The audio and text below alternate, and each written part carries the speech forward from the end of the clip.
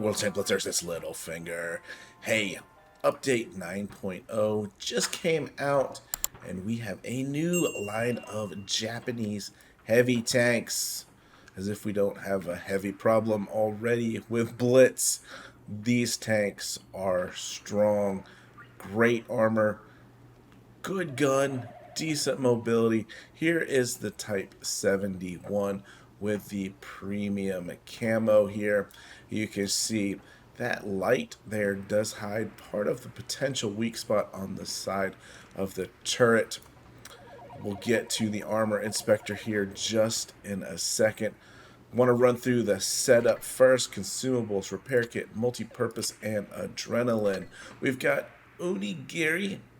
We've got improved fuel and white rice.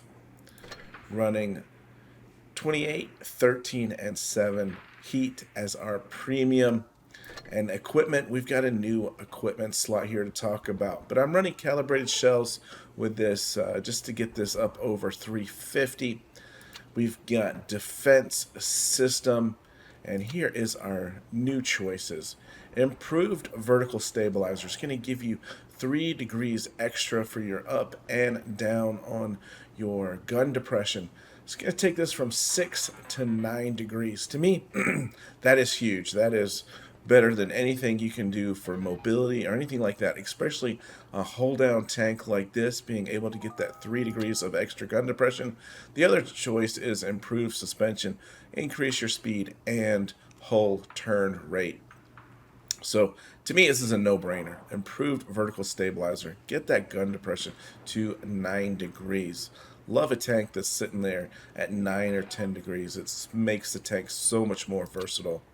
Enhanced gun lane drive, enhanced armor. Yeah, I decided to go ahead and run the enhanced armor just because our armor is so strong, just to see what this does as far as other people being able to pen it.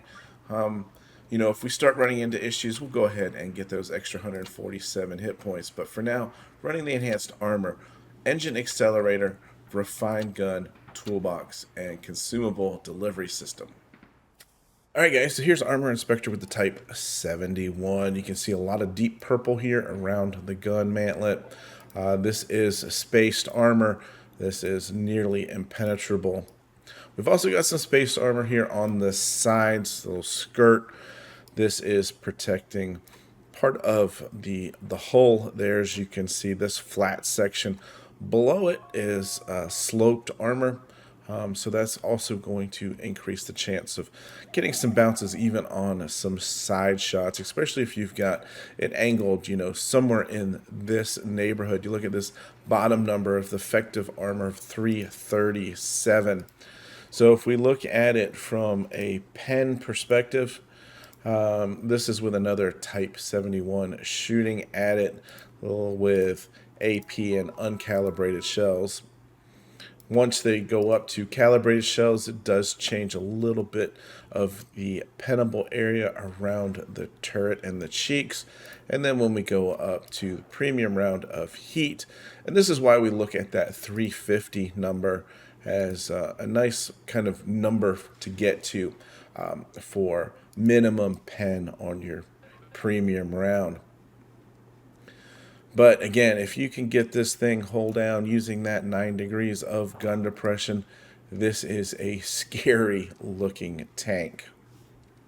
Alright guys, this is blitzstars.com, and comparing the Type 71 to some very similar tanks, in my opinion, that you can find in the heavy line at tier 10. You can see we fit right in the middle here at 2650 damage per minute. Chieftain up there with the top. Most of these are going to be close to your 120 millimeter guns. The 60 TP, one of the newest heavy tanks out there with a big alpha.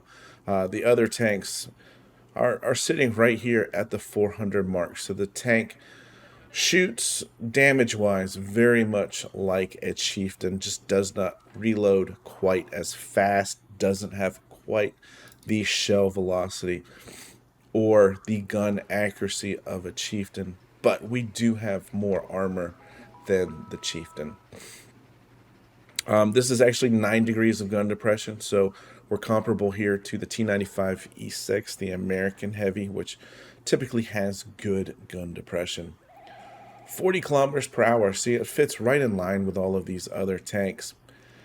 Certainly doesn't feel sluggish as a heavy tank. Yeah, it's slow, but you know, you're not saying like, come on, when is this thing going to get to top speed? It gets to top speed quite nicely with this 14.2 horsepower per ton ratio. All right, guys, so I wanted to start out with this battle here on Ghost Factory.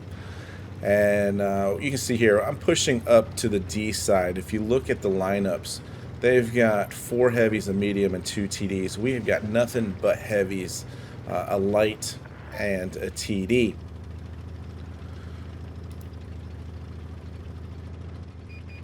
Not going to be too aggressive. As you can see here, I am out by myself. There's a couple spots. That means let's pull back and get into some cover. And I'd played this tank a few times, so I kind of knew the tank's limitations here. If I can get this thing hull down, I think I'm going to be pretty safe. And what you'll notice about this tank in this situation is that I'm going to hold off this flank. Got a little bit of help with me, but this tank can hold off several tanks in a nice hold down position. And there is an opposing Type 71. You see how hard it is to hit that hatch. Not switched over to heat just yet. We're still working with the AP. Second shot there went just a little bit high. We're wiggling. We're making it a little bit difficult. Look at this. Now this tank is doing its job and bouncing all of these shots. And I'm in a position that's going to make it difficult for these guys here to push too much. We're not sitting still, making it super easy to hit a weak spot. So keep that in mind. Make sure you're rocking it back and forth if you're in a hold down position like this, or completely covered, that is. And now we've got these guys kind of trapped in this location.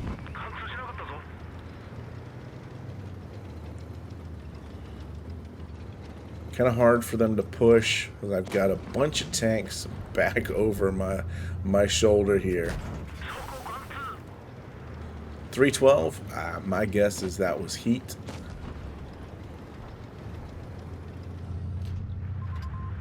So they have resorted to using premium ammo at this point.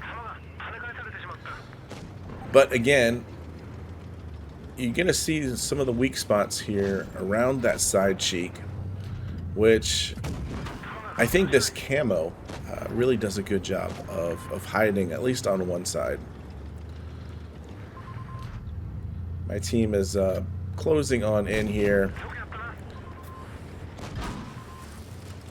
So that's 4,000 damage blocked in this game. That's a lot of shots coming in from these guys. That meant that it gave my team a lot of opportunity to push in and do the damage and kill the opposing team. So this is not a high damage game, but I just wanted to show you this first just to give you an idea of just what this tank is capable of. I like the 400 damage and the amount of reload time this thing takes, as we get rewarded there with the kill at the end. But like I said, not a huge damage game. It's certainly a huge defensive game with over 4,000 damage blocked. So as we move on here to New Bay, everyone A, I don't mind that one bit at all. We're going to go ahead and push on up to A. They've got a T95 as a TD, means they're most likely going to go heavy route, I would assume. But I like pulling up, especially with 9 degrees of gun depression here. No one spotted that T22 had crossed over, so I knew it was safe to be a little bit more aggressive and push forward. And you can see they have the Concept 1B T-57 have already made heavy moves into our C-cap. Missing out there on an opportunity to get the crossing tank. I'm not in a great position here. I'm stuck behind the T-22.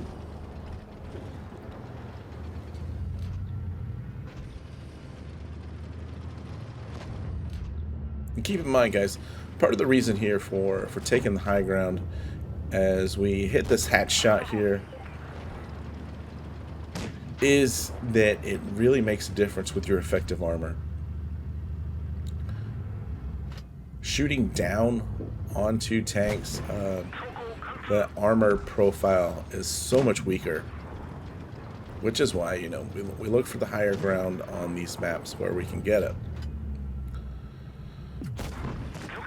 We'll make that shot. You can see the accuracy of, don't have to wait too long for this thing to aim in, and the accuracy is quite nice.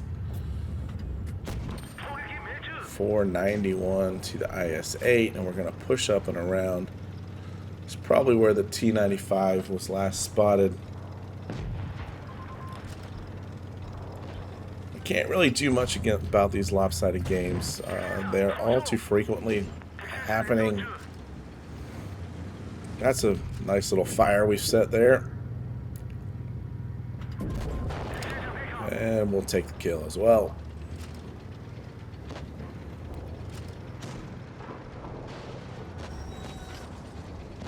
Back on the move here. We got a almost full health T-110E3.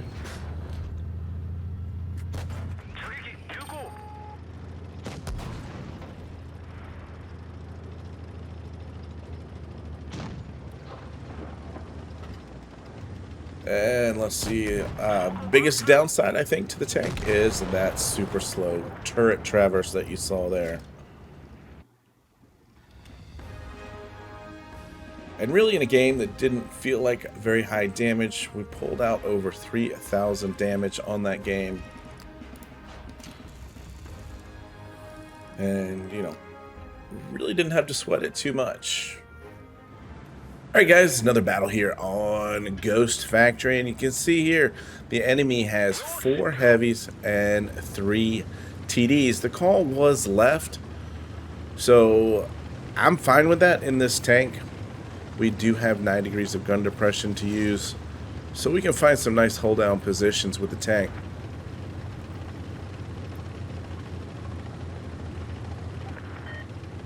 But they have already gone to C, which makes you believe that probably they didn't split and go to A. And this could be one of those battles where they get an early cap advantage. Sure enough, they are inside the factory. We're going to go ahead and at least slow down the cap advantage here, and we'll take one of the caps ourselves.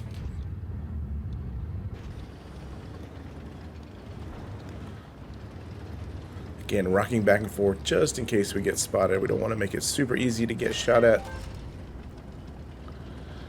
And then the decision to make. Do we follow the T-57 Heavies and the WZ to my left?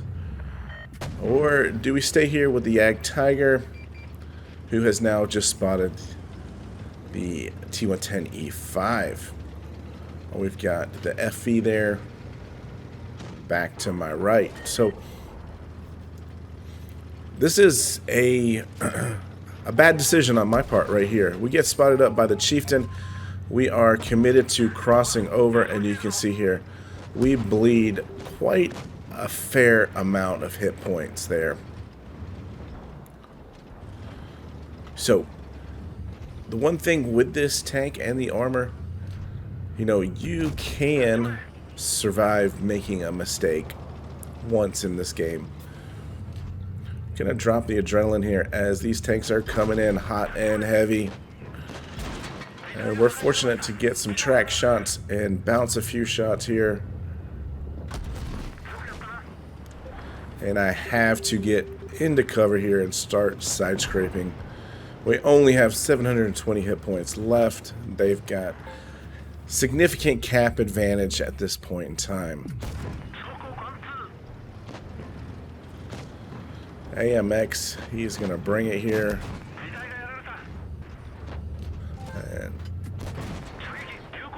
We are just putting this side scraping technique to work. Thankfully got a little bit of help behind me. And we finish off that AMX 50. And now we've pulled down into another, probably even better hold down position.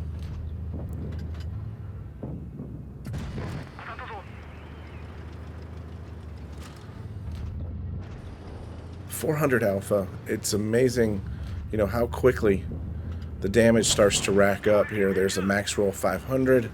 We're at 3,000 damage already. And we now have a significant tank advantage.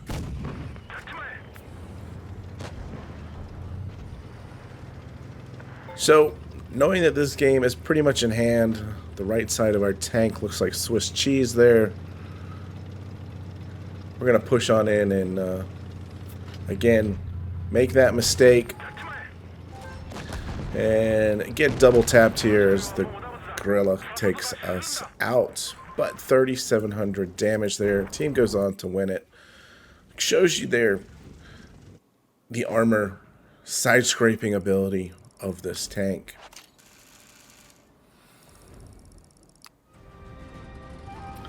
Alright guys, so last battle I'm going to show Yamato Harbor. We've got 3 heavies, 3 TDs, and a light tank. And we've got a medium and 2 TDs and a lot of heavies. So the trend continues of mostly heavies in these battles. I don't see that changing anytime soon. But again, gotta love a heavy tank that you don't mind taking into the hills here.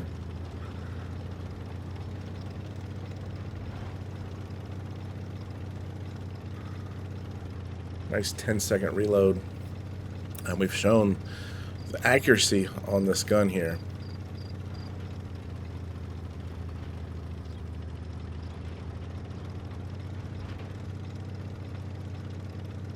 We are pushing up. Should have probably spotted some people if they're going to be on this side of the map already. I'll take one shot there. Just see if I get spotted.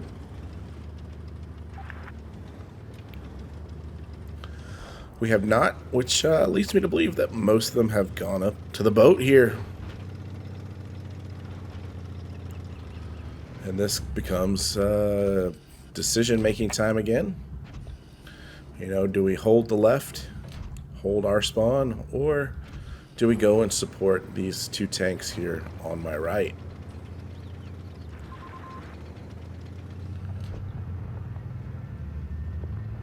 And I really was hoping I could get in some crossfire here, but those tanks are all the way up there, so we're going to head and make this commitment to push on in.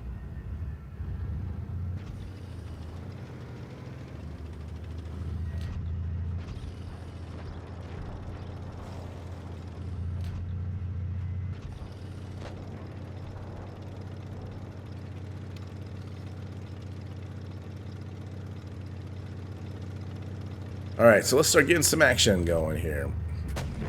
Probably could have put an HE shot into that. Was not expecting to see the backside of the tank. The IS-7 is coming around here.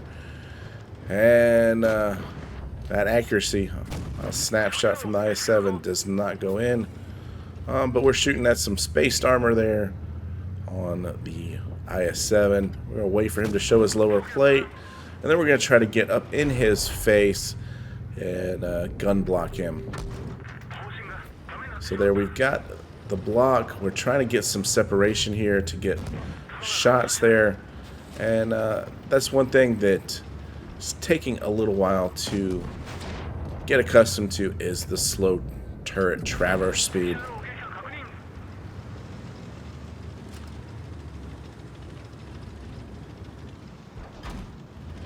I was hoping here to wait until we're not spotted anymore and get a shot in on the FV. But he decides he's not going to stick there, which is probably very, very wise. We're down a tank, and our Kronwagen is in trouble. Spot the VK. And that was just poorly aimed on my part, and I've given that FV the opportunity to sneak a shot in here.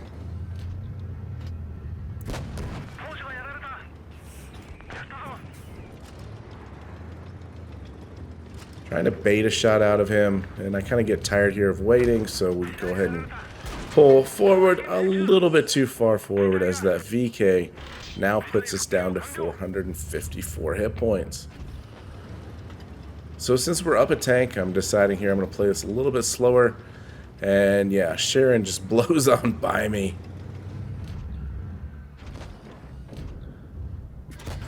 We do get one shot into him, leaving to at 12 hit points. And I got to figure now that the FV is forcing a reload.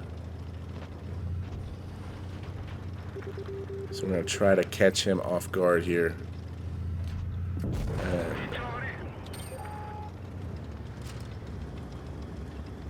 the Yo on our team has done a wonderful job here. Plays a great game. As you can see, he has conserved all of his hit points, and he's done quite a bit of damage already. But I am a one-shot to both of these tanks.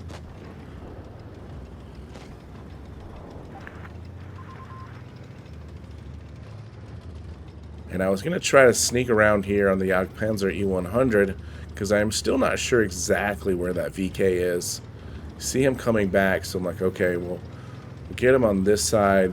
And then I think, you know what, maybe the VK is going for a push. Nope. And that's going to get me spotted. So we've kept the VK back. But now I have lost any sort of surprise attack ability here. We're reset on the camo. Make sure that the VK is not looking at us. And put one into him.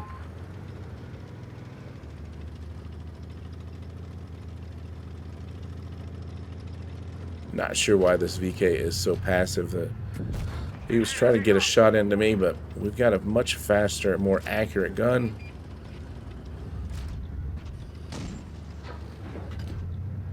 And we're able to finish this one off with 4 kills there. Just over 3,000 damage. Nice little game there with the Yo.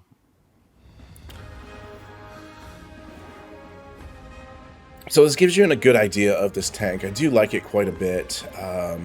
I think it's going to replace the 60 TP.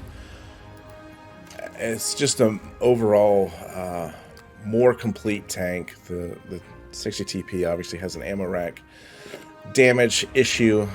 We've seen in tournaments some of them go full health ammo racks. And I just feel like this gun is more accurate, and I like the fact that you don't have to wait as long for it to reload.